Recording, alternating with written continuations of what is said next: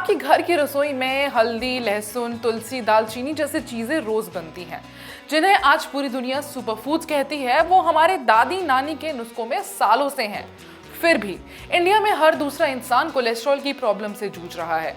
और हैरानी की बात यह है कि अब ये बीमारी सिर्फ बुजुर्गों में ही नहीं, 30 की उम्र के अंदर के लोग भी हार्ट अटैक का शिकार हो रहे हैं। तो गलती कहाँ हो रही है? हमारे पास सब कुछ होते हुए भी हम बीमार क्यों हो रहे हैं?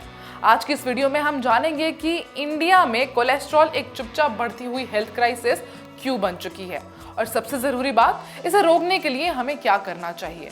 नमस्कार, मैं हूं अंशिका मिश्रा और आप देख रहे हैं मेडिकली स्पीकिंग। असल में ICMR इंडिया बी एम्स में किए गए स्टडीज और रिपोर्ट्स में सामने आया है कि बात सिर्फ खाने की नहीं है, बात यह है कि हम खाना कैसा खा रहे हैं। लहसुन को गर्म तेल में डालते ही उसका असर खत्म हो जाता है। हल्दी अगर काली मिर्च और घी के साथ नहीं ली तो उसका फायदा अधूरा रह जाता है। ऊपर से आज की थाली में होता है extra carb, oily gravies, processed snacks और ऊपर से कोल्ड ड्रिंक। यानी जो मिलना चाहिए शरीर को वो तो गायब है, और जो नहीं चाहिए था वही भर गया है प्लेट में। फिर हमारी लाइफस्टाइल, ना चलना, ना उठना, घंटों स्क्रीन के आगे बैठे रहना, और सबसे बड़ी गलती ये है कि जब तक सीने में दर्द ना हो तब तक कोई लिपिड प्रोफाइल टेस्ट नहीं करवाता। कोलेस्ट्रॉल का मतलब सिर्फ फैट नहीं होता। ज्यादातर लोगों को ये तक नहीं पता होता कि LDL यानी खराब कोलेस्ट्रॉल और HDL यानी अच्छा कोलेस्ट्रॉल में फर्क क्या है, या फिर ये लिवर 80% कोलेस्ट्रॉल खुद बनाता है।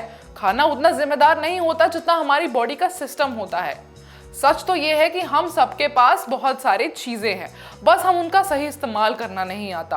पर अब वक्त आ गया है कि हम प्रिवेंटेटिव हेल्थ को सीरियस में लें। 20 से 30 साल के बीच या उसके बाद में भी टेस्ट करवाना जरूरी होता है, ताकि हमें पता रहे कि अंदर चल क्या रहा है। तो चलिए, वक्त है बात करने का। सिर्फ इलाज ही नहीं, पर सही जानकारी भी बहुत जरूरी है, क्योंकि अगर आज समझ गए तो कल आपका बच सकता है। धन्यवाद।